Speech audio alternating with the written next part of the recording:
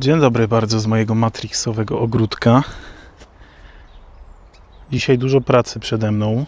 Wieczorkiem będę kończył sadzenie w tunelu.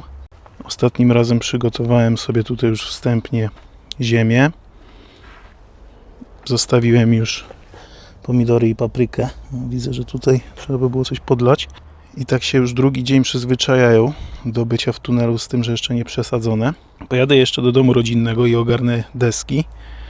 Tu dwie i jedną krótszą na tył i myślę, że wystarczy. Na boki nie widzę sensu, żeby je dawać. Tutaj zaczęły mi już wschodzić rzodkiewki wysadzone w zeszłym tygodniu. Proszę bardzo.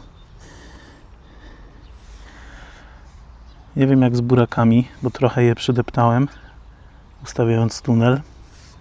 Muszę też przystopować nieco z podlewaniem cebuli, szczególnie po bokach.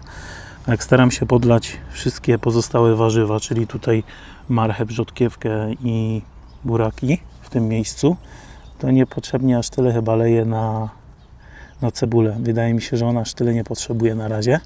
I co? I z błędów, jakie już widzę, że popełniłem, to na pewno, że nie kupiłem sobie białej agrowłókniny. Jest końcówka maja i grzeje dość mocno, przez co od 2 dni staram się podlewać parę razy dziennie to, co zostało wysiane, tak żeby ta ziemia całkiem nie wyschła i nasiona miały szansę wykiełkować. Tutaj już pół godzinki temu podlewałem. Jest całkiem ok. No ale jest dopiero godzina 13, 14, coś ten deseń. I te słońce dość mocno grzeje, no 25 stopni jest. Czytałem, że agrowłóknina dużo by pomogła przy kiełkowaniu.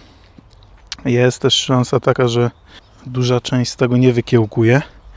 No nic straconego, najwyżej po prostu to za 2 tygodnie wysieję i będę miał zbiory, nie wszystko naraz. Przy okazji tak wyglądają cebule na tych międzyrzędach, między truskawkami, gdzie ziemia była trochę lepsza, przynajmniej z wierzchu. Nieco szybciej się przyjmują te cebule, chociaż nie wszystkie, i trochę mniej zacząłem je podlewać. Obawiam się, że część z nich i tak może zgnić. Zobaczymy.